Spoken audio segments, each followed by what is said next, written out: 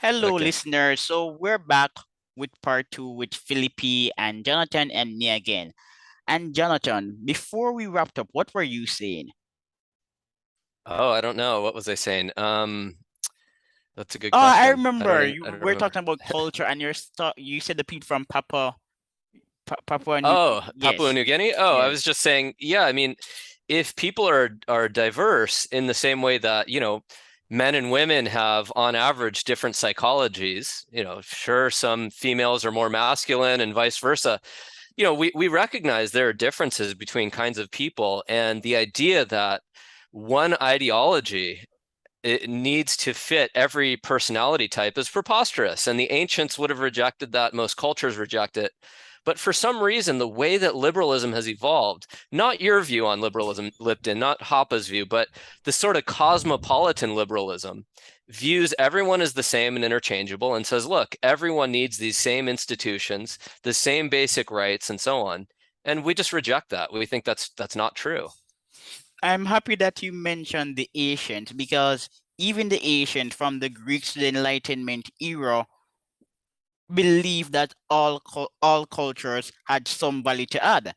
So when people say, Yeah. okay, or Kant were racist, yes, they had some unsavory views, but for the most part, they didn't expect all men to become Europeans. Yeah, None of fair them enough. did. Yeah, fair enough. And like you said, I mean, if groups are diverse, that means they're going to have different strengths and weaknesses, and those things change over time. So what's good in one era or under one set of institutions will be bad in another one. And so, in a way, to preserve true diversity, what you don't want is cosmopolitan liberalism. You want to allow different societies to evolve in different directions. Philippi, what do you have to say? Yes, well, I think that multiculturalism was already a way to accommodate certain framework of liberalism. So the idea here was that yes, cultures are different, people and cultures are meaningful for people. So we shouldn't impose a certain liberal standard on them. We should actually let them flourish in their own ways. But this would happen under a liberal framework where liberalism would supervise the process, right? The difficulty here is that very often these cultures, in order to be truly autonomous, in order to have meaningful practices and so forth, they will reject some of the tenets of liberalism, and then there is a tension.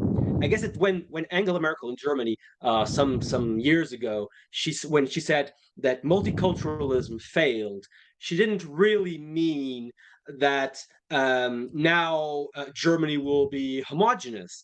What she meant was that now liberalism has to be stronger in the sense that it has to integrate more people into a broad liberal way of life. So one could actually argue that this was her departing from liberalism, because if liberalism engages in enforcing a way of life that is deeply liberal, then it's no longer, we're not talking about liberalism anymore.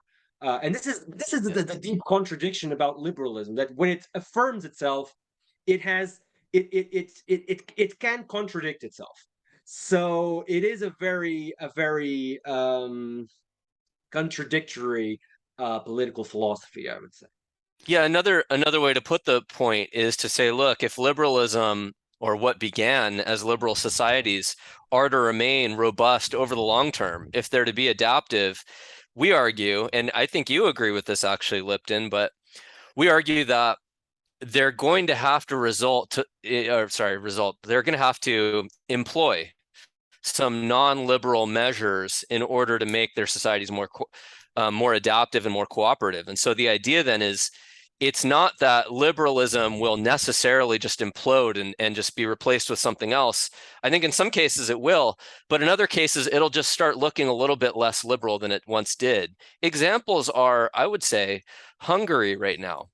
People sometimes say, a lot of liberals in the West, oh, this is an authoritarian country. Not really. It's just that it certainly has departed from liberalism in significant ways. It still actually retains some liberal features. And I say that not as a compliment or as an insult. It just as a matter of fact. There are still electoral procedures and some of these kinds of things. But they're explicitly using tax policy to incentivize, for example, women to have more children. That is an anti-liberal phenomenon, right? Taking tax money from some people and giving it to others, in order to foster higher birth rates, in order to sustain a community, that's an anti-liberal thing to do. Well, Hungary understands intergroup politics and evolution.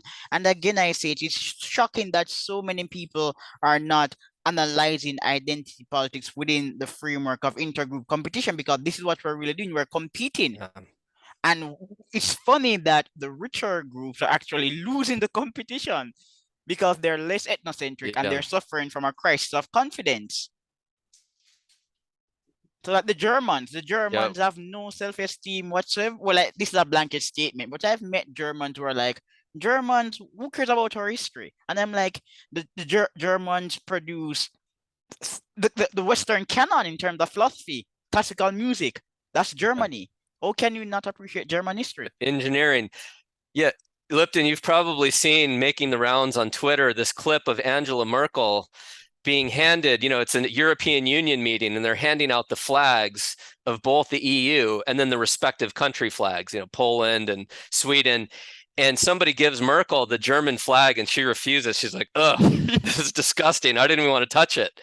This is a counter-adaptive move, and it can't last. Either Germany collapses, which I don't think is going to happen, or it distinctly turns in a different direction, which I do think will happen. What do you think, Felipe? Maybe we can see it in a different way. Perhaps she's just enlarging her group. So apparently, I'm not sure if I understand the scene correctly, but she was preferring the EU flag to the German flag, right? Well, okay, So fair perhaps enough.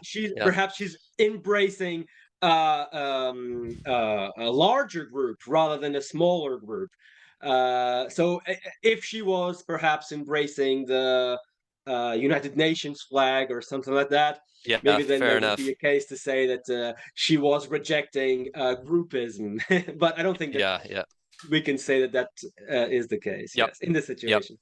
Although it's worth mentioning, I suppose, and we do mention this very briefly in the paper, one strange feature of sort of late stage liberal societies, and let's just take the US and UK as examples, is the ubiquity of virtue signaling in very strange directions. So we mentioned this concept from Rob Henderson of luxury beliefs, and many of the intellectual elites in liberal societies now express views that denigrate their own societies and their own group. And it's sort of like only when you're really, really wealthy and really safe can you do that. I mean, no serious group that's actually in struggle right now against other groups or against famine or anything like that, warfare, can afford to do that. But a strange feature of late stage liberalism is this kind of weird virtue signaling against your own group. But I guess Felipe's interpretation of that is probably right. She's rejecting Germany for the sake of the European Union, something like that. But do you know what's also unusual? It appears that non-liberal countries will preserve the liberal order. So Russia and China both have a policy of non-interference. Where imperialism in the contemporary age has not been as aggressive as Western countries. So as somebody who lives in a developing country, I am a libertarian, but I would prefer I would prefer a world that's led by Putin, Xi Jinping, and Trump. And let me explain. Donald Trump, Putin, and Xi Jinping will not tell Jamaica to use renewable energy. So it's really evident that developing countries, if they're serious about their own future, they can't go woke. They have to support the order of Russia, China, and Trump, because these countries are not going to go into a developing country and say, teach people CRT or criticize the police or promote gender or fluidity. transgenderism or something. Yeah. So what do you think, Felipe? The liberal order. I don't know. I do wonder. I'm curious what Felipe's view and yours too, Lipton. Like, is this just something that's happening right now between these nations, or does it have any deeper connection between liberalism and non-liberalism? I actually don't know, but I think your observation is right, Lipton, but I don't know if it has to do with liberalism inherently. Like, what do you think, Felipe? Well, Felipe, you can go ahead. Yeah. Lipton. Go ahead. Go ahead, I'll go Lipton. Yeah, ahead. I Lipton, think yeah. I think it's a struggle for supremacy between romantics and white people who love Western civilization and capitalism. That's my opinion. Yes. Yeah. So Yeah. Western liberals in the American sense and Western classical liberals who love the fruits of capitalism and free market and Western canon are in a battle with romantics who want us to return to a poor non-industrial world where life is indeed brutish, nasty, and short. And I'm being serious. I'm not being polemical. I'm actually being serious. No, They're romantics. Yeah. Felipe, what do you think? So I'm not sure if I understood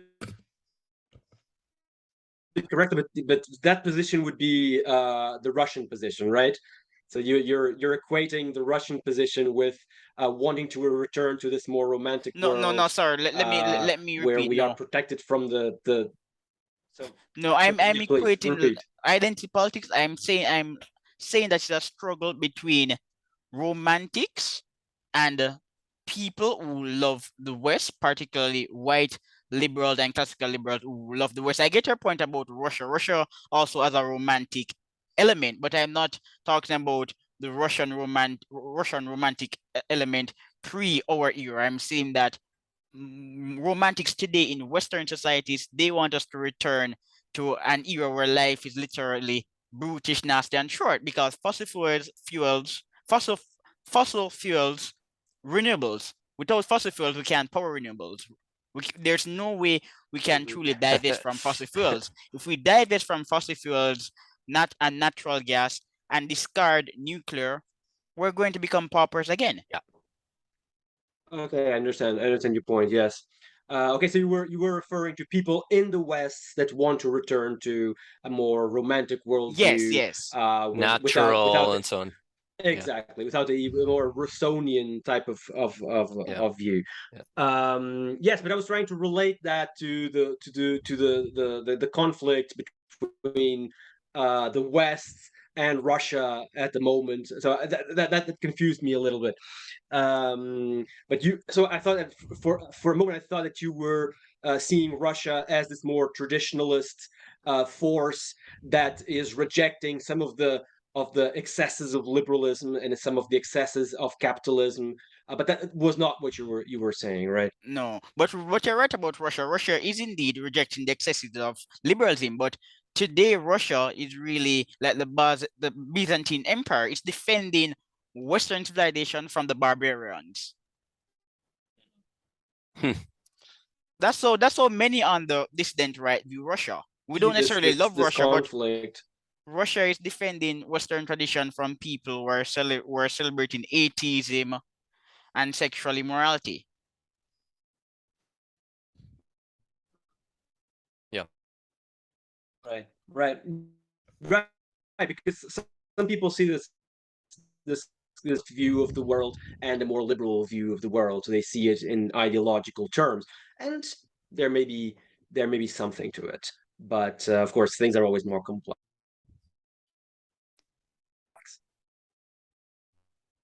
Well, I really don't appreciate it when I'm having a conversation and the internet is just up and down. This month was so good, but Jonathan, you can go ahead. Yeah. Oh, I didn't have much to chime in there, except one point I'd make. I don't know. It seems to me, this is a bit of an armchair comment here. I don't have evidence directly, but a lot of people who want to move away from fossil fuels, yes, they have a kind of a romantic vision, but I don't think they necessarily want to return to a society Not at where all. They there's have more jets. struggle and less wealth. I think they just have the false belief that they think that we can both reject fossil fuels and nuclear power and just use, wind and things like this to power everything. And that's just wrong. And there are fake diseases like eco anxiety. What the hell is that? Yeah, yeah. People are literally becoming depressed because they think that climate change is a Yeah. problem. The climate is always changing, and without us, the climate will change. We can't avoid climate change. We can only manage and adapt. The climate is always Yeah, changing. yeah. For Look, me, the earth is not I a think god. The earth, the environment is important to the extent that yeah. it enables human flourishing. I don't love the environment for loving it, for the sake of loving it. Hell no. Yeah, and I mean this, there are different views on this, liberalism, anti-liberalism, but I tend to agree with you, although I really do care about the environment a lot. And I even care about the welfare of animals and sort of biodiversity in general. Now, if there were no humans, Exactly. I think it wouldn't matter much. I don't think there's any sort of you might say, as Felipe did, like a telos to existence among animals. I think everything does lose meaning unless you have rational creatures like humans. However, yeah, I mean, this is a separate question.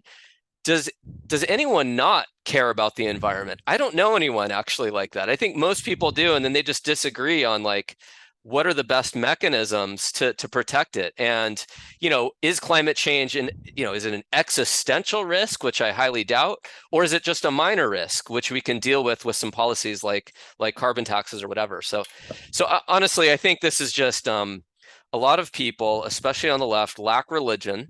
They lack an overall worldview that gives life, and they turn to things like environmentalism as a cheap substitute for religion. And I'm saying that as a kind of environmentalist. I care about the environment too, but these kinds of excessive claims that you mentioned, Lipton, I think it's just a lack of meaning in a lot of these people's lives. Where They want have to rally around something. neither of us are trained theologians, and at some point I would love to i- interview a professor of religion, but I do believe that the West is experiencing a theological problem. It's a crisis of meaning. I do agree. Yes. Yes. What do you think, Felipe? Sure. So the topic has changed a little bit from from our comfort zone, but yes, I do think that is the case. I mean, Nietzsche already in the 19th century was writing about the lack of meaning, and with that we would live in this world. Where we would do all sorts of things to find meaning in our lives, and those things would go from nationalism to the environment to finding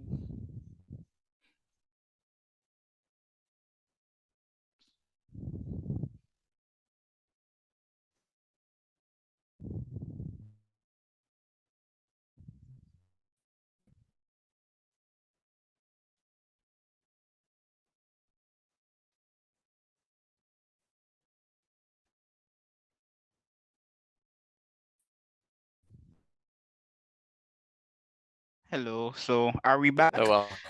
Jonathan, I think that we're being Yep. sabotaged by the deep state. Yeah, uh, this is bad. It's terrible. Should I continue though really quickly on this point, and then maybe we'll end the podcast soon. But I think one thing we do add in the paper in a section is we connect fertility with meaning with liberalism, and the idea is something like this. Most traditional societies, from tribal life to even medieval European societies or traditional Japan, there would be there there would be a set of traditional norms, right, to rally around, religion and so on. And in those circumstances, family life tends to be in some way connected with the overall meaning of the group, and that tends to lead to fertility. And so, just as an example, to illustrate this point in the paper, we cite Dostoevsky. And Dostoevsky, as you know, he converted to Christianity at the end of his life. He says the secret of man's being is not only to live, but to have something to live for. And he says, without a firm conception of the object of life, man would not consent to go on living and would rather destroy himself than remain on earth, even if he had bread in abundance. And so we think that, yeah, one of the problems with, again, late stage liberalism is it lacks a kind of unifying conception of meaning that urges people to, in some way, think, look, this society is worth is worth preserving indefinitely into the future. Instead, what they do is they segment into different groups, and they just think like, look, like what's going to make me happy right now? What's gonna sort of please me for the day or for the year, etc. They don't think about like what's going to create a lasting civilization. Felipe, you can go ahead. Are you there? Oh, okay, good. Just checking if you were there. Sure, liberalism has often been accused of creating faction. Liberal democracies are often accused of dividing societies into factions where each will pursue its own way of life, and they will all be represented in society in the parliament, and all those factions will try to pursue their own goals, and ultimately in the long run this leads to fragmented society. It leads to conflicts, internal conflicts, and from an evolutionary perspective, the idea that groups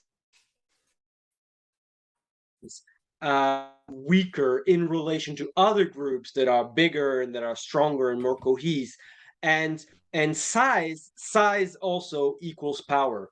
So this is not an absolute rule, but in general, bigger groups tend to have advantage over smaller groups. So in the sense that Russia will always have a certain advantage over Switzerland or Luxembourg or Yeah. some small country like that. And this is true in evolutionary terms. So when societies break apart and they don't see themselves as part of the whole, as part of the common good, those societies tend to weaken in relation to each other. They have they can coordinate larger populations and lead those populations to the greater good. And liberalism, by promoting faction, has problems in doing that. Of course, liberalism has a rhetoric of we're all in this together, we are all individuals, we're all the same.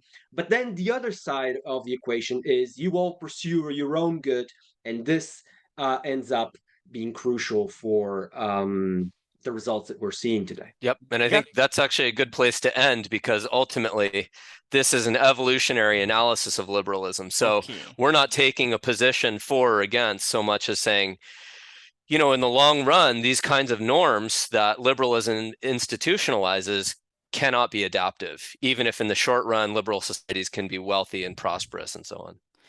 Before we wrap up, I wanted to pose this question to Jonathan.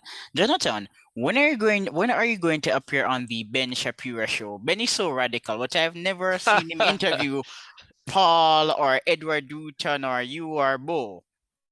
So what's going on? I don't know. Yeah, I don't know what's going on. I I like to mock the intellectual dark web.